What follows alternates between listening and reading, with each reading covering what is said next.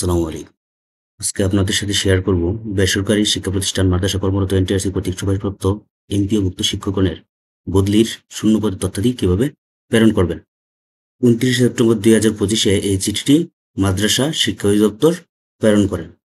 চিঠিতে লেখা আছে, উপর্যুক্ত বিশেষ সূত্রে স্মারকের পরিপ্রেক্ষিতে জানানো যাচ্ছে যে মাদ্রাসা শিক্ষা অধিদপ্তরের আওতাধীন বেসরকারি শিক্ষা প্রতিষ্ঠান মাদ্রাসা কর্মরত এনটিআরসি কর্তৃক সুপারিশপ্রাপ্ত এমপিওভুক্ত শিক্ষকগণের বদলির নীতিমালা ২০২৫ বাস্তবায়নের লক্ষ্যে প্রতিষ্ঠান ভিত্তিক শূন্য পদের তথ্যাদি প্রয়োজন।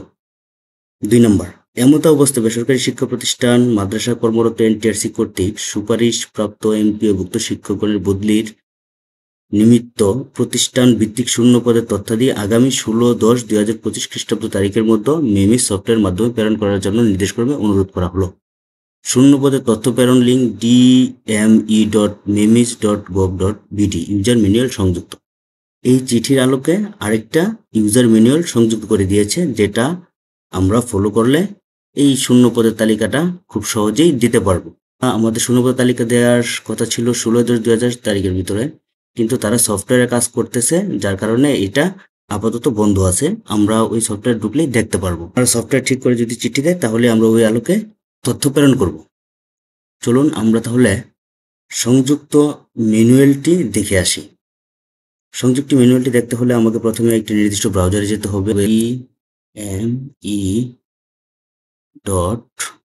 eme.memis এই দেখেন দেওয়ার পরে চলে আসছে। তো আমি এখানে ঢুকলাম।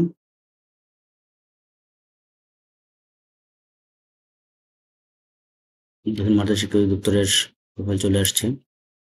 প্রোফাইলে ঢুকলাম। শূন্য পদ তথ্য প্রেরণ লিঙ্ক সফটওয়্যার উন্নয়নের কাজের জন্য সাময়িকভাবে বন্ধ রয়েছে। সফটওয়্যার উন্নয়ন কাজ শেষ হলে নতুন কর্মসূচি নোটিশের মাধ্যমে বিস্তারিত জানানো হবে মাদ্রাসা শিক্ষা অধিদপ্তর।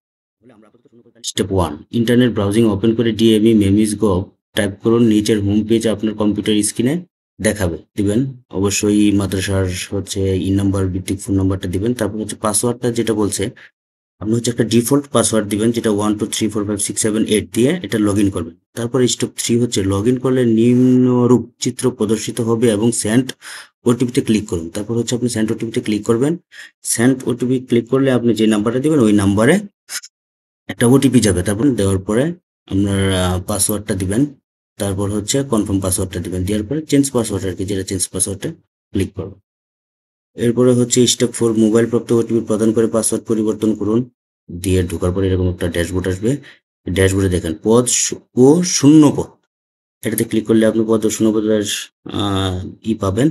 তারপর হচ্ছে শিক্ষকের তথ্য, প্লাসে ক্লিক করে শিক্ষকের তথ্যগুলো দিবেন। ঠিক আছে, তথ্য যাচাই করার লাগলে তথ্য যাচাই করার অপশন এখানে থাকবে।